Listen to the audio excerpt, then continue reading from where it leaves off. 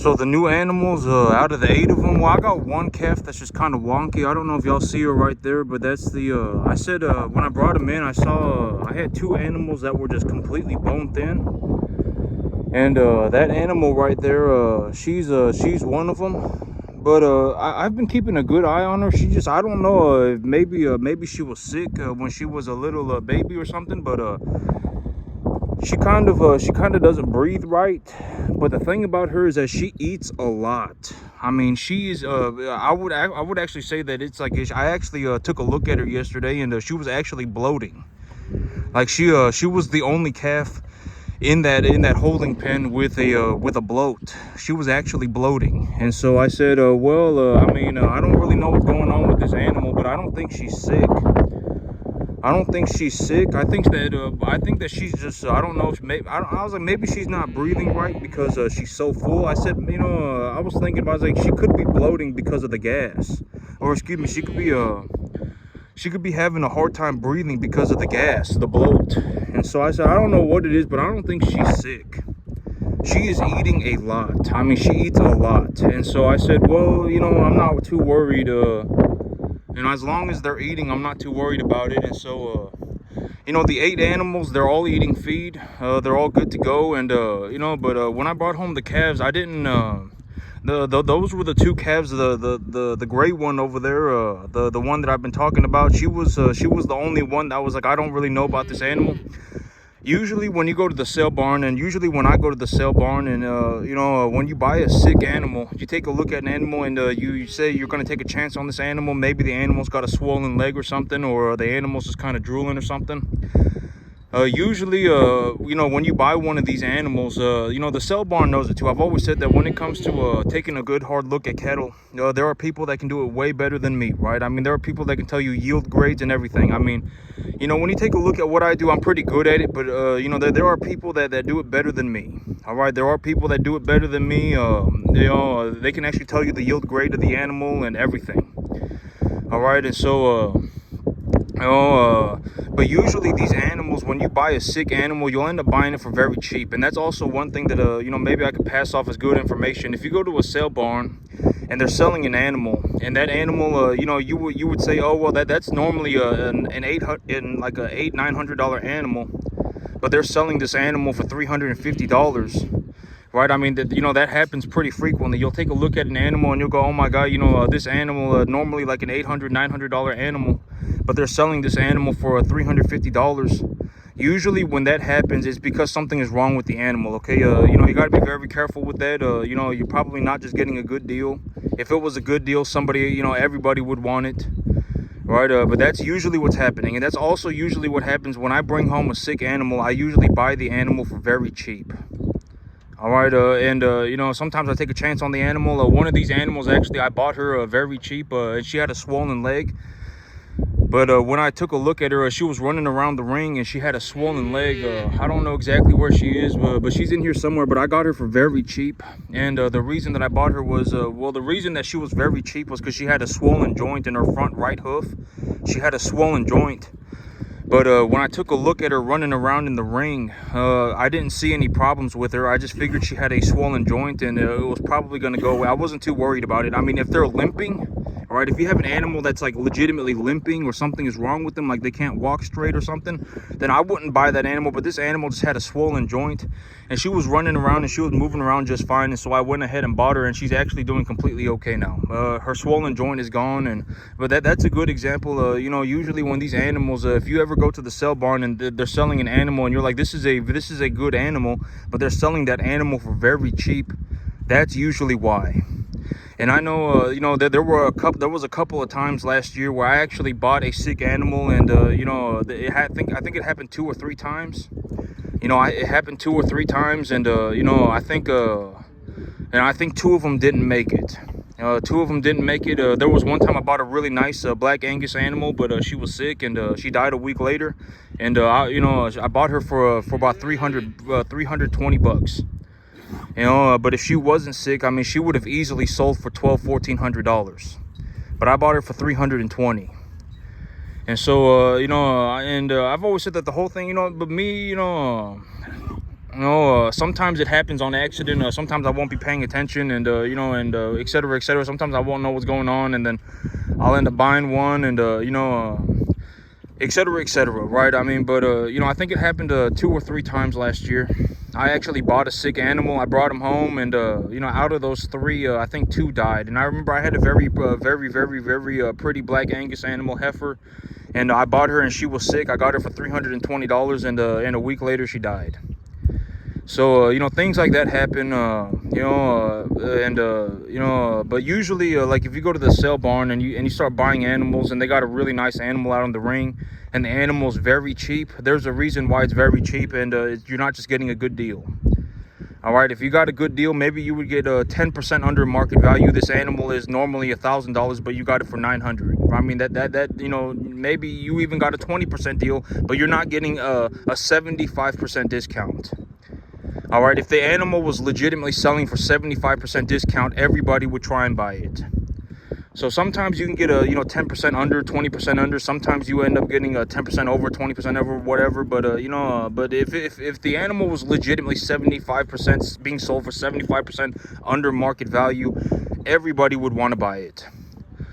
And so with everything going on right now, if y'all want to take a look, I'm not sure, but that Brahma calf that I tried to take last time, but he ran away.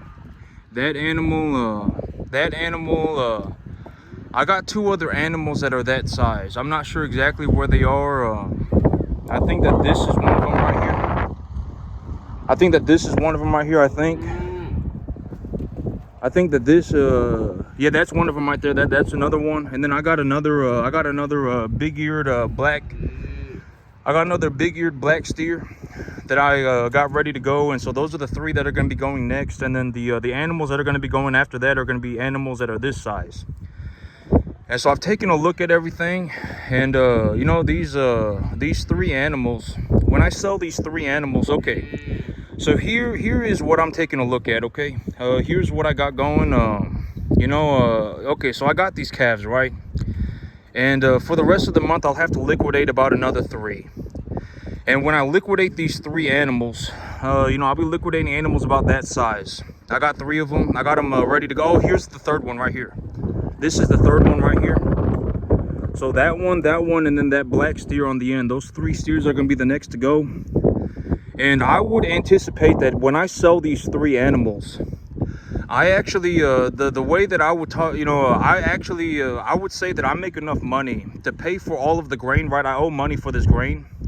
I would actually be able to buy myself another load of grain, and I would be able to buy myself fertilizer. I've decided that I'm going to fertilize my grass this weekend. And so I would, my grass is going to start growing. And the whole thing is that when the weather conditions are good for growing grass, that is when I make the most amount of money. All right, that is when I make the most money. I mean, the amount of money that I make, it goes up exponentially. When I grow grass, I make a lot of money, okay?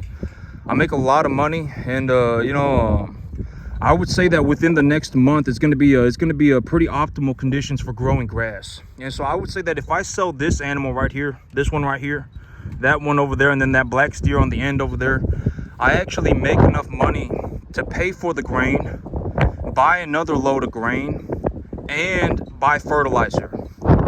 And I would anticipate that these supplies, they last me, the grain and the fertilizer, it will last me until about April. So I can actually run my business for about a month and 3 weeks, with the money that I make from selling these 3 animals. And if you think about the overall business plan, right, I'm looking to sell about 6 animals a week. And in all honesty, I want to take some of the positive equity off of my herd too, right? I want to take some of the positive equity off of my herd too. My herd is very, very, very far in the net positive. I mean, the equity evaluation of my herd is very far in the net positive. I want to take some of the equity off of my herd too, right? And so I was thinking about it, and I was like, well, how do I want to go about doing this? Because if I liquidate these 3 animals, I'll actually make enough money to just run my business for about 2 months. I'll actually just make enough money to run my business for about a month and a half. And you know, during that month and a half, I still have to sell 3 animals for this month. I have to sell 3 animals for next month, and I have to, you know, or excuse me, you know, I'm anticipating that I roughly sell about 6 animals a month, and I'm also net positive in the equity, right? And so I'm taking a look at it, and I'm like, okay, well, if I sell these 3 animals and I make enough money to buy you know, to buy the 2 loads of grain and to buy a load of fertilizer, I'll be ready to go until about April. Right, I'll be ready to go until about April. And during that time period, I'll also have to sell 12 calves. Right, you know, because I have to sell 6 calves in March, and then I have to sell 6 calves in April. And so I'm like, do I, you know, but I already have everything that I need to keep my business running for about another 2 months. And my grass is going to be growing in. I mean, my grass is going to be growing in. I would say that sometime between now and the middle of March, my grass is effectively going to be growing at maximum biomass capacity. All right, somewhere between now and the middle of March. And also, well, I mean, I will have a substantial amount of grass here within about the next month. I've decided that I'm actually going to put 75 pounds of nitrogen on my field. I'm not going to put 50 pounds on my field. I'm going to put 75 because I haven't fertilized my field in about 3 months. I haven't fertilized my field in about 3 months. I actually think that the weather conditions are going to be good for, you know, roughly optimal for the biomass accumulation of grass. I think that the weather conditions are going to be very good. You know, I haven't fertilized my field in about 3 months. And you know, and I was taking a look at it, and I was thinking maybe I would put about 50 pounds of nitrogen on my field, right, on a 5-1. You know, I've been talking about the 5-1-3-1-1, or, you know, or excuse me, 10-2-6-1-1 NPK calcium sulfur, right? But you know, and I was talking about maybe I do 50 pounds, but I'm not going to do 50 pounds. Maybe I do 75. I'll do closer to 75 pounds. But you know, I want to sell this one because he keeps he comes up and hits me in the leg. And so you know, I was thinking maybe I do 50 pounds, right, and I'm going to use a 10-2-6-1-1 NPK calcium sulfur fertilizer ratio. But I was thinking maybe I do 50 pounds, but I'm not going to do 50 pounds. I'm actually going to raise that to about 75 pounds on the nitrogen, and then I'm going to utilize the ratio. And the reason that I'm going to do that is because I think that the weather conditions are going to turn very good for growing grass. And I have not fertilized my grass in about 3 months. I haven't put any fertilizer on my grass in about 3 months. And so I think that, you know, my field is going to be able to utilize, and also the grass is not some, like, I don't have a little, I'm not germinating seeds on my field, right? The bigger the plant is, the more fertilizer it will utilize. Because think about it like food for people. If you have a bigger person, they will eat more food, right? Long story short. And so if I have a bigger plant, my grass is obviously in somewhere between about middle stage of vegetation. It's not in early stage vegetation, right? It's obviously in some kind of a middle stage vegetation. Right, you know, within the next about 2 months or so, it will actually begin to bolt. Right, I would actually anticipate that within about the next month and a half, the grass actually begins to bolt. And when the grass begins to bolt, that is when the feed values of the grass are roughly optimal, and the biomass accumulation will be the highest. And so, you know, and when that happens, I make a boatload of money. And here is the big picture idea. If I sold 3 animals, not if, but, you know, I got these 3 animals that I'm looking to sell, right? I got these 3 animals that I'm looking to sell.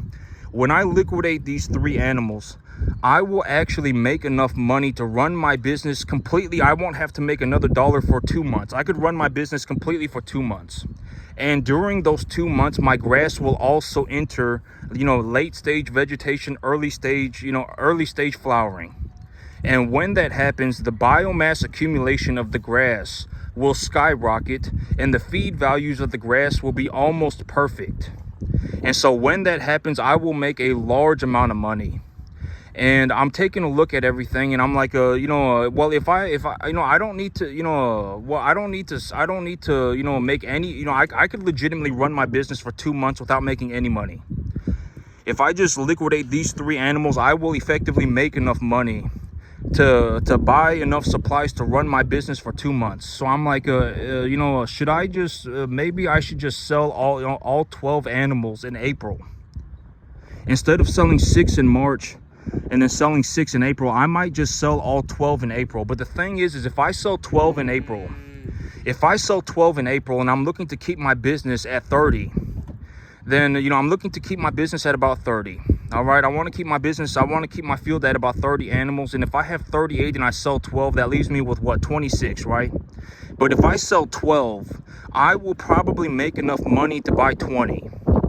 And in all honesty, if everything is kind of going okay, I would not buy 20, I would buy 28. I would leverage my earnings 1-for-1. Right, if I still have positive equity in the herd, and the 8 animals that I brought in kind of do okay. And actually, I wanted to talk about this too. What happens when, okay, let's say I bring in a set of animals, right? Let's say I bring in a set of animals, and things don't go okay, right? And I leveraged for these animals 1-for-1. I sold 3, I made enough money to buy 6, but I bought 8. I sold 3, I made enough money to buy 5.5, but I bought 8. I leveraged my earnings 1-for-1. What would I do in a situation if the animals that I brought in did not do okay? And also, you need to consider the reality of my situation is that the reason that I am willing to leverage 1-for-1 is because I have this herd here. I have this herd here. They are 100% guaranteed in the net positive. I guarantee it. Guarantee it. If I sold these 30 animals, I would make more. I would make enough money to buy more than 30 animals, substantially more. I guarantee it. And so because of the overall situation, I am very far in the positive net equity. I still, if I think about it, if I sold my 3 animals, I would actually make enough money to pay back my debt and run my business for 2 more months. And I'm looking to sell 6 animals every single month. Right? So, that you have to consider everything for what it is. I'm not just leveraging money for fun. I'm not just taking risk for no reason. There's a reason why I do these things. Why am I willing to leverage my earnings 1-for-1? Because I effectively have this herd right here, and these animals are 100% guaranteed in the net positive equity. I guarantee it. It doesn't matter what your opinion is. I guarantee it. I guarantee it 100%. These animals are in the net positive equity. All right, so I take a look at my situation and I say, well, I have this positive equity in these animals, and I actually want to start taking some of this positive equity out. And in all honesty, if I took positive equity out of my herd, I would want to buy more cattle. But am I going to do that? But a realistic situation for this would be, if I was going to legitimately just start taking positive equity out of my herd and buying animals with the money, I would have to sell 12 animals and buy 28 animals. I would sell 12 and I would buy 28 for like the next, I don't even know how long, until the balance sheet doesn't look good. Until the balance sheet starts looking wonky, I would be effectively selling 6 and buying 16 every single time. If I have a herd of animals and I take a look at these animals and I say, I owe this much money on my animals, and I take an appraisal value of my animals and I take a look at it for what it is, and I'm like, oh well, I owe this much money for the feed, and if I want to buy another load of feed and I want to buy another load of fertilizer, if I liquidate 3 of these animals, I could actually run my business for 2 months and not worry about anything. I don't have to make another dollar. I've already paid for all of my business expenses for the next 2 months, and I've paid back the grain debt. Right, I don't have any debt in feed. I don't owe any money on the feed. Right, I bought another load of feed, and I bought a load of fertilizer, and I anticipate that sometime between now and April there will be optimal biomass accumulation of grass. I will legitimately achieve optimal biomass accumulation of the grass as well. And when that happens, my grain supplies will deplete slower. Right, the feed will be very cheap, and these animals will be putting on a lot of weight, and I will be making a ballistic amount of money. And here's the thing, but that's the most honest way for me to put it. Let's just take a look at it for what it is. I'm just stating a fact. I'm not giving my opinion. It doesn't, opinions don't mean anything, right? I've always said you don't want to be in a situation where you have a bunch of opinions and no money. right? You don't want to be in that situation because nobody cares about an opinion. It doesn't matter what your opinion is.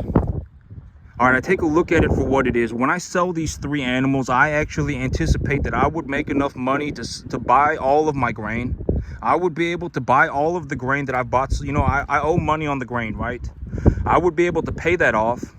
I'll be able to buy another load of grain, and I'll be able to buy a load of fertilizer.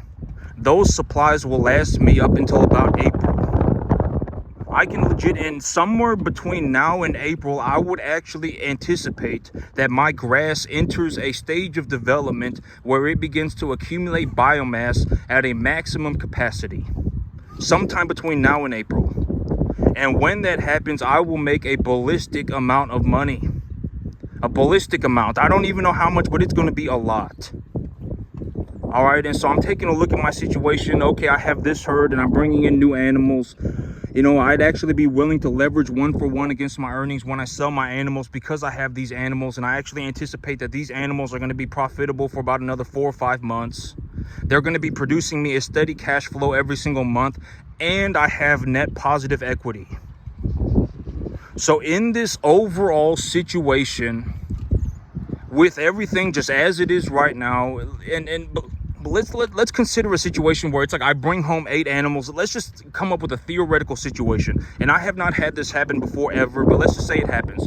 Let's say I buy 8 animals, and you know, I made enough money. You know, I sold 3. I made enough money to buy 5.5, but instead of buying 5.5, I bought 8. And let's say that all 8 of these animals instantaneously dropped dead. What would I do? Right? What would be the plan for me to go forward from that? I would sell 3 of these animals, and I would buy 5 or 6. I would not take any more leverage. That would be what I would do. But I have not had that happen to this day. I have not lost 100% of my animals ever. Even when things got very bad, I did not lose 100%. When things got very bad, I lost about 50%. You know, that was like the worst case scenario that I had ever seen. I had done business with somebody that I should not have done business with. I was inexperienced. You know, it was a multi-dimensional situation. And even in that worst case scenario, I lost 50%. I have not to this day lost 100%. Not to this day. But let's say I bring home 8 animals and all 8 animals drop dead instantaneously. What would I do to move forward from that? What would I do? I would sell 3 of these animals, and I would buy 5.5, 5 or 6 animals. I would not take any more leverage. I would just start utilizing the positive equity on this herd to rebuild my numbers. That is what I would do. I would stop taking leverage. I'm not going to keep taking leverage if it's not working, right? And I've always said that when something happens, you know, if something, I guess, whatever difficult happens, the big idea is to sit there and take a look at it and determine what needs to happen to move forward, right? You don't go, oh my God, you know, this is, right? You don't throw a pity party. You don't throw a whatever, right? You take a look at it and then you determine what you need to do to move forward. But that is realistically what I would do. If I legitimately was in a situation where I sold 3 animals, I made enough money to buy 6, but I bought 8. If, in that situation and all 8 animals instantaneously dropped dead, I took leverage for 2 more animals, and all 8 animals instantaneously dropped dead. I take a look at my situation and I say, I still have positive equity in this herd. I guarantee I am in the net positive equity on this herd. Guarantee it. I guarantee it. It is not up for debate. All right, it's not up for debate. I guarantee it. Very far net positive equity in this herd. I would take some of the positive equity out of this herd. I would liquidate some animals, and then I would effectively sell 3 and buy 5 or 6. That is what I would do. I may even sell 4 and buy 7 or 8, but I would not continue to take leverage if something like that was happening. I would not continue to take leverage. I would fix the problem, take a look at it, fix the problem, and then determine what I need to do. I would not take any more leverage. But if things kind of go, let's take a look at the other side of the equation. Let's say that things go good. Let's say that things go kind of okay. Let's say that things go good. Well, if things go good, right, things effectively good, it's just more or less the business plan. I just more or less just follow the business plan to a fine detail. If things just more or less go good, what would I do? If I sold 3 and I made enough money to buy 6, I would not, I would buy 8. I would not buy 9. I would just buy 8. All right, because I just want to give myself a little bit of a breather room, right? I don't know if something's going to happen. I would not buy 9. I would buy 8. If things went perfectly well, like all 8 of these animals survived, if legitimately all 8 of these animals survived and they were doing okay, then sure, I would be willing to at that point do 9. But I'm just going to anticipate that one of the animals die, etc., etc. I wouldn't buy 9. I would buy 8. But if things go very well, then sure, I could buy 9 instead. But when I take a look at what I got going on right now, in terms of just, it is what it is.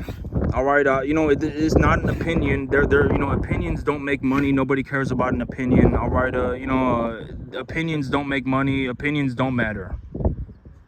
If I take a look at it for what it is, when I liquidate these 3 animals, I actually will probably make enough money to pay off all of my grain debt, buy another load of grain, and buy myself a load of fertilizer. That load of grain and that load of fertilizer will probably last my animals until about April. I won't have to put any more money into my business until about April.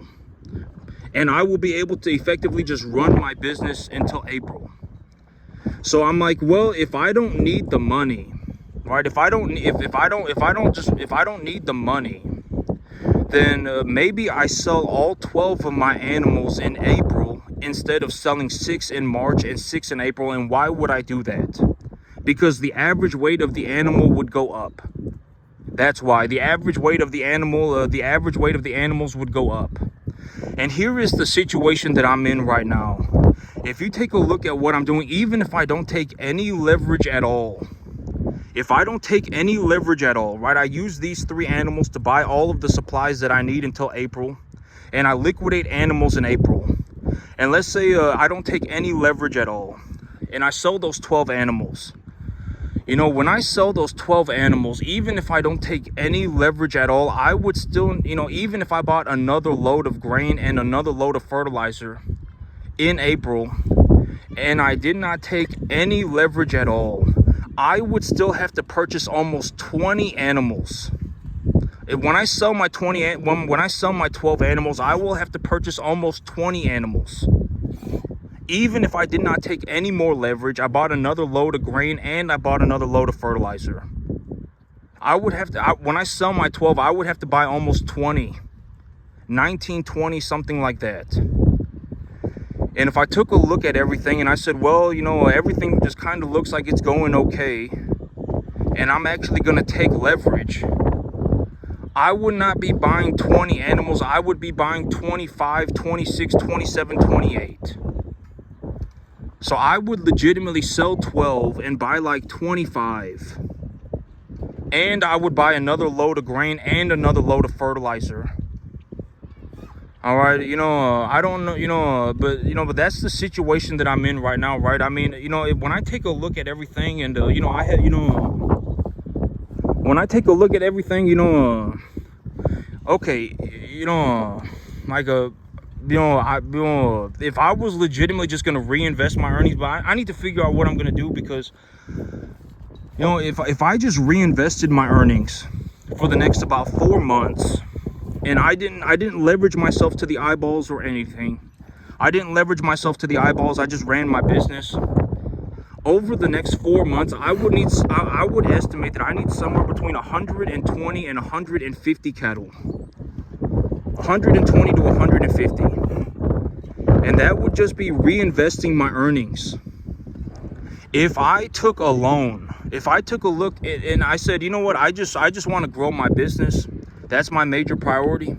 And I took a look at my balance sheet, that and I wasn't just reinvesting my earnings, but I also took a look at my animals, and I said, I want to take a loan. I want to leverage the net appraisal. I want to take the value of my animals, and take their appraisal value and then I want to loan against that 1-for-1 as well, I would actually need to purchase, I want to leverage against my animals as well, just 1-for-1. I would actually need to purchase about 150 to 200 cattle within about the next 4 months. 150 to 200. I'm being completely serious. I don't know how else to put this. It just is what it is. I mean, I'm not bragging. I'm not bragging. I'm not nothing like that. It's not my opinion. All right, I'm not bragging. This is not my opinion. It just is what it is. And that's a very realistic way to put it. I have these 3 animals ready to go. When I liquidate these 3 animals, I will actually make enough money to pay for all of my grain debt. I'll be able to buy another load of grain, and I'll be able to buy a load of fertilizer. And when I do that, I will effectively have enough supplies to run my business for about a month and a half, 2 months. During that month and a half, 2 months, I will have to liquidate another 12 animals. If I say, I don't want to liquidate my 6 animals in March, and I'd rather just liquidate 12 in April just so I can raise the overall weight of the animal.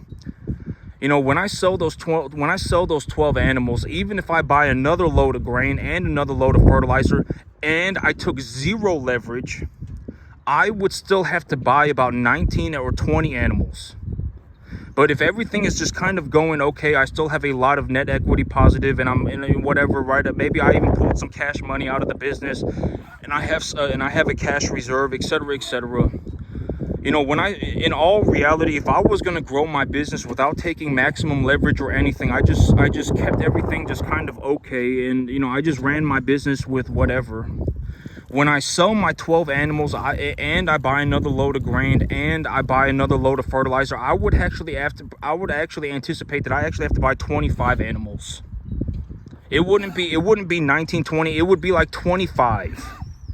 So I would sell 12, buy 25, a load of grain and a load of fertilizer, and I wouldn't even be leveraged to the eyeballs. I would still have a lot of money. A lot. I would still be in the net positive a drastic amount if I was legitimately going to take my entire balance sheet to 0. If I was going to take my entire balance sheet to 0, I would have to leverage against my earnings 1-for-1, and I would have to leverage against the assets that I have right now 1-for-1 as well. And the thing about these animals is that I actually anticipate that they're going to be profitable for about another 4 months. I'm going to continue to make money on them for about 4 months. Right? So, it's just, like for me to legitimately keep my balance, the entire balance sheet. Like if I was going to keep my entire farm at 0, but maximum assets, maximum appreciation value, if I was legitimately going to do that, I would say a reasonable estimate is that I would have to purchase about almost 200 cattle in the next 5 months. I would say it's going to be close to about 200. I would have to leverage against every single one of these animals 1-for-1. I would have to leverage against my earnings 1-for-1. And these animals are going to continue to go up in value for about the next 4 months. And also, the thing is, if I bring in more animals and things just kind of go okay, those animals will go up in value as well. I don't even know how many cattle I would have to buy, but it's a lot. All right, I'm just being completely honest to God. I'm just being completely sincere about it. I'm not bragging or nothing. Right? If I'm just going to be as sincere as possible and just speak about it in terms of a fact, this is factual information. It is not an opinion. It is a fact. If I legitimately just look at it as a fact, not an opinion or anything, I'm not bragging or anything. If I were to legitimately keep my entire balance sheet at 0, not even negative, I'm not going to keep my balance. I'm not going to go negative on the balance sheet. I'm going to keep my entire balance sheet at 0. For me to do that, I would have to leverage against every single one of these animals. I would have to leverage against every single one of these animals 1-for-1, right? 1-for-1, and these animals have a net positive equity valuation. I would actually have to buy more than 30 animals to keep these animals, to keep my balance sheet at 0. I would have to buy more than 30 animals. And also I would have to leverage against my earnings 1-for-1.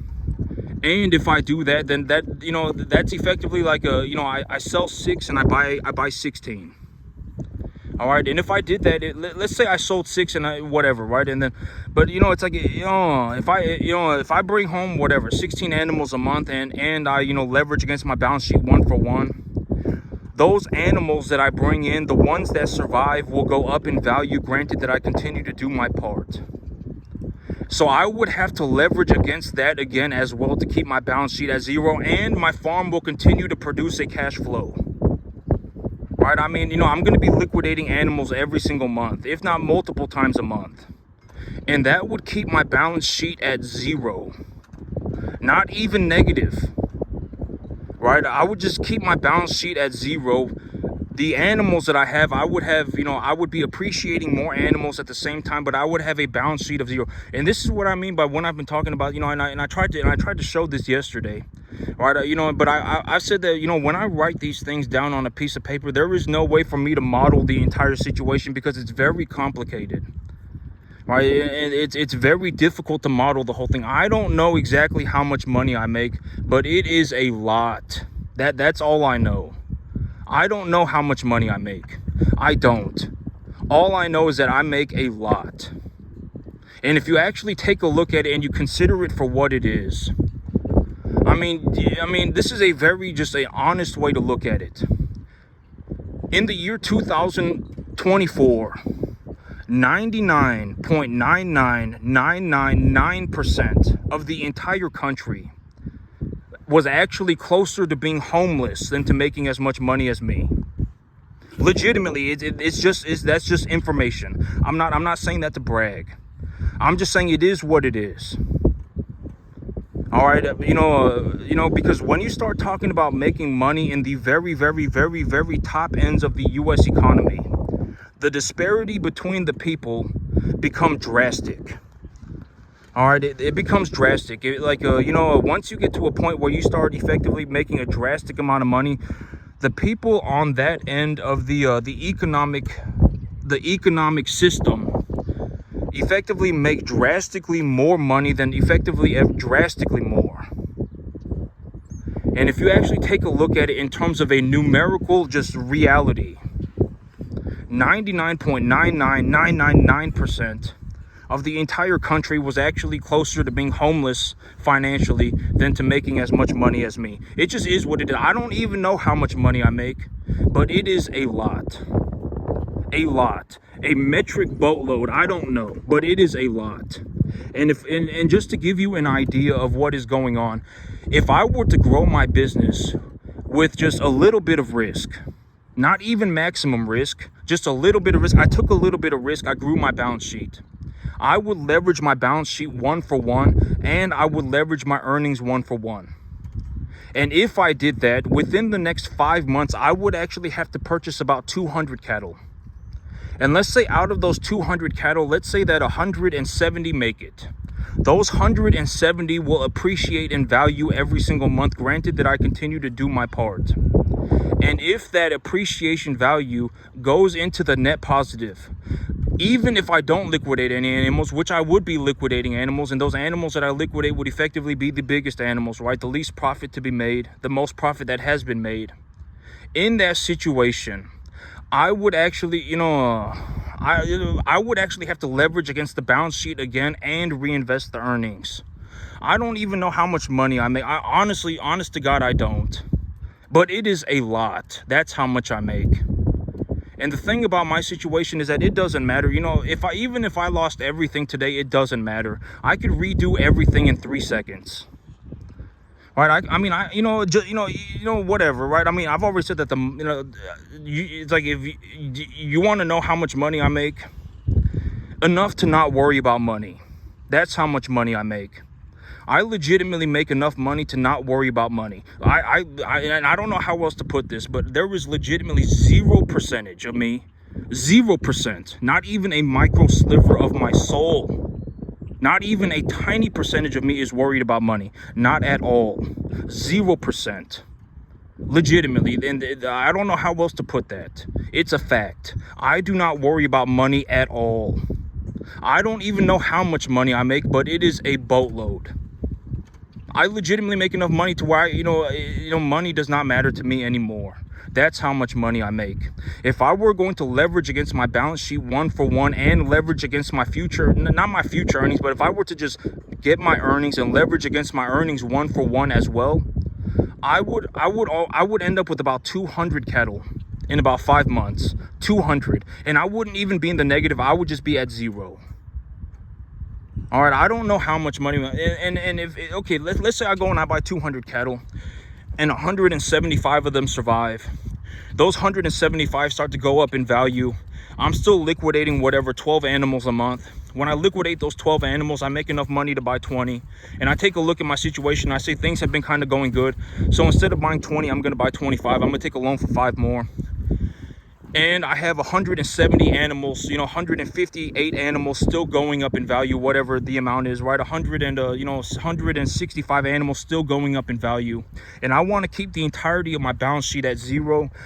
I don't even know at that point, I would have to purchase like every time I sold 12, I would have to purchase like 45 just to keep my balance sheet at zero. Just to keep it at zero, not even negative. I would not even be negative. I would just be at zero. All right, and I would be appreciating more assets at the same time. All right, and I don't know how else to put this. I don't even know how much money I make. I don't. But it is a boatload. That's how much I make. A lot. Probably more than I even think. That is the most honest way for me to put it. I don't even know how much money I make, but it is a lot. And I might even make more money than I think. That's how much money I make. I don't even know. It's some astronomical figure. I make enough money to where I legitimately do not worry about money at all. 0% of me is worried about money. 0%. All right, not even the smallest part of my soul is worried about money. Even if I lost all of this today, I could just redo it in 3 seconds. It doesn't even matter. All right, it doesn't matter. I could legitimately just redo all of this. I would redo it within 3 seconds. But I'm being completely serious. I don't even know how much money I make, but it's enough to not worry about money. It's a lot. I make a lot. That's how much I make. More than I can even estimate. All right, I would actually anticipate that, but I may even be doing better than I think. I don't know.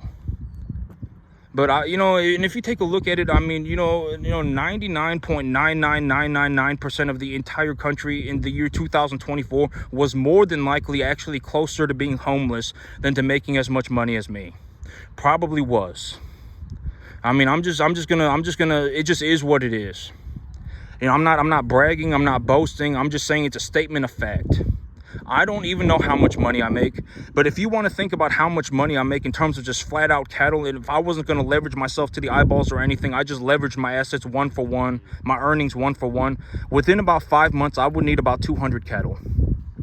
And if I had 200 cattle and 175 of them survived, and I was selling whatever 15 animals a month, and every time I sold 15 I actually made enough money to buy 25 or 30, and I leveraged against those earnings 1-for-1 too, I don't even know how many animals. At that point I would have to purchase almost like 40 50 animals every single month just to keep my balance sheet at zero.